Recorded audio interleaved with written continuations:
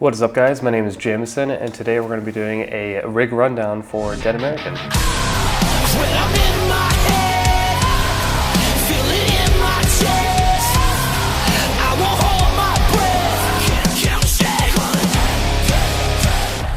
So this is a long overdue video that I meant to make while I was on tour with the used Sleeping with Sirens and Dead American, but after having back-to-back tours and now I'm going on another back-to-back tour run, it was a lot, so I had some time off, and now I'm out here with Sirens in the Philippines, which today is day one, which you're probably seeing this a couple days after we did day one, so there will be some videos coming out with Sirens as well. But we're going to go into this rig rundown with Dead American and show you how we made it work. So day one, I completed the hard reset tour, and I only had, I think, like 8 hours at home, and then flew directly to Birmingham, Alabama.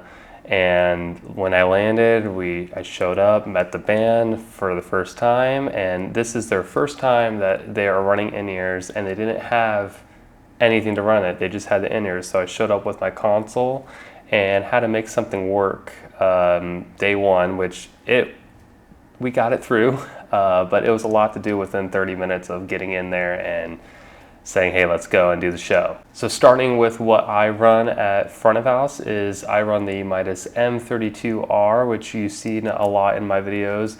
I currently use this on most of the tours that I'm on, and it's a great board. It's easy to work on. It's one of the industry standards for the, when you get into this, and then eventually you move on and do some, bigger and better boards. But this works great for the acts that I'm working with, and I use it with either Waves or Live Professor.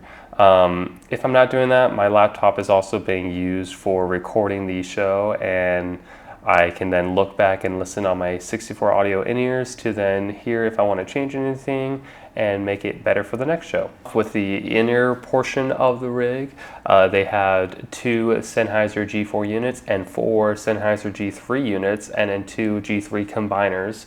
And these were hand-me-downs from the used. So the used used to use this, and it was their rig, and then they were letting Dead American use it, and it was awesome. But the big problem that I noticed when I showed up is they didn't have a mixer, nor did they have a splitter and a stage box, what you need to have a closed in-ear system. So then I had to mix it from front of house. So I used my DL32 and to put all their inputs in, and then the outputs on there, I made it so I could mix their in-ears, and it was great, especially since it was their first time running on in-ears. On top of it, I had to get Cove ready for the Asia run that I'm currently doing with Saleson, and I'd say it worked out great because he was able to tell me what he wanted, and I can just control it as a one-man, monitor and front of house engineer on a pretty big tour.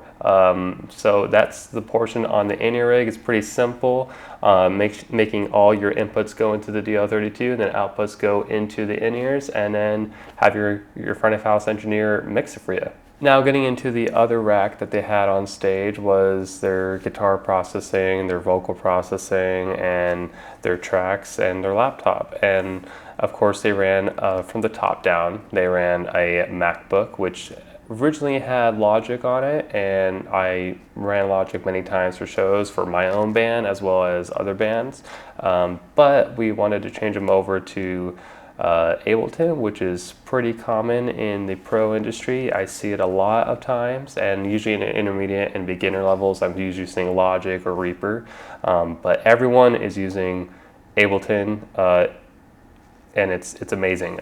We use the Strange Electronic plugin, which this plugin is an amazing plugin that I'll make a video on how to set it up in Ableton and how I run it for my personal band. But this plugin basically, in short, makes it so you can have a set list and you can easily drag and drop what songs you want to do, and as if you're not playing to like a laptop where you used to be in the garage and you'd be like, let's play this song. You can do that with this plugin. Now another thing that Ableton was doing was it's running autotune, which autotune, just polishing their vocals, is not doing insane autotune. It's just to help with, if they're falling a little flat, it helps the vocalists get through it, and it's an amazing plugin. Nice thing with Ableton, it controls the universal audio console, which has the plug-in in, so it's in real time and it's not having any latency. They do not hear this in their ears. The best way to describe it is the vocalist hears his original vocal and has to trust that autotune's doing the job, which I have control at front of house to fade in autotune or fade it out and have the normal vocal, and then everyone else is hearing the autotune version. So if there's multiple singers, it switches back and forth and you're able to hear autotune for the other people, but then for yourself, you're not hearing autotune. Going down from there, they had two G90 Line 6 wireless units, which had some issues here and there, but it got the job done and we got through the shows. Going down from there, we also had the Play Audio 12, which ran their tracks. So we did tracks, vocal backtracks, 808s, and then some guitar backtracks that were like panned far left and right. So then when they were playing something that we wanted to beef up a little bit, it came in and it truly helped a lot. Going down from there, we had Steven's rig, which was the Axe FX2.